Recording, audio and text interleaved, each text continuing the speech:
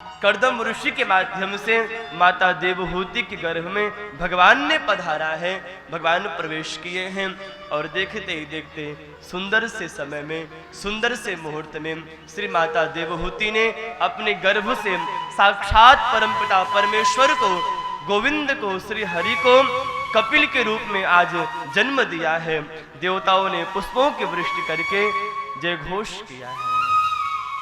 श्री कपिल भगवान की।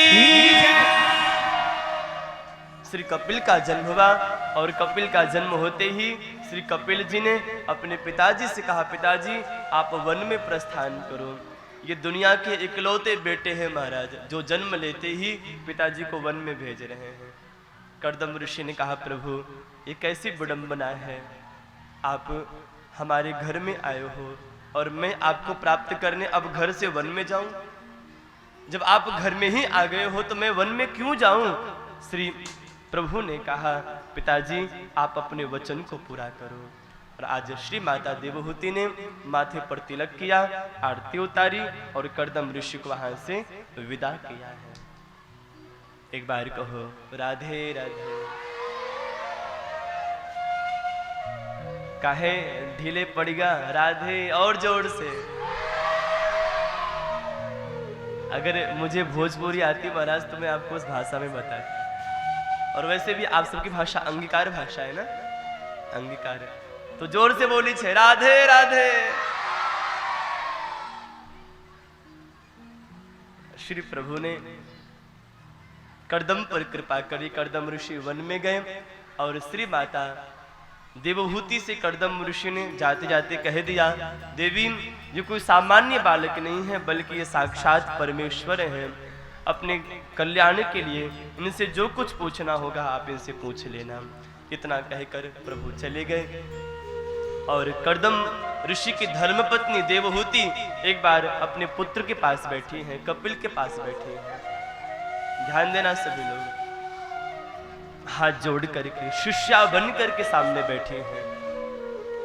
आज इनको हर जगह पर भगवान ही दिखाई दे रहे हैं, हर स्थान पर प्रभु ही दिखाई दे रहे हैं। आज मुझे भी ऐसा आभास हो रहा है कि भगवान भी यहीं कहीं पर किसी न किसी रूप में बैठ करके हम सबको देख रहे हैं।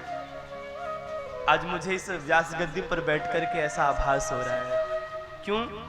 क्योंकि इतने बड़े बड़े तूफानों को आज भगवान बार बार रोक रहे हैं।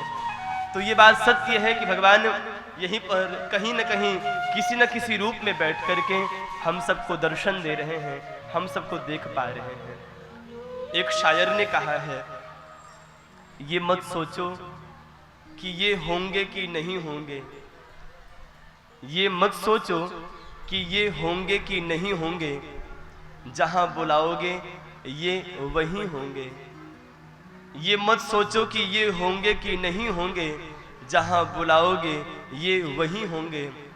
ये तो मेरे बिहारी जी का दरबार है, मुझे यकीन है आज ये यहीं कहीं होंगे। मुझे विश्वास है कि आज गोविंद यहीं कहीं किसी न किसी रूप में बैठे हैं और हम सबको देख रहे हैं और अपने भक्तों की कथा को भी भगवान श्रवण कर रहे हैं।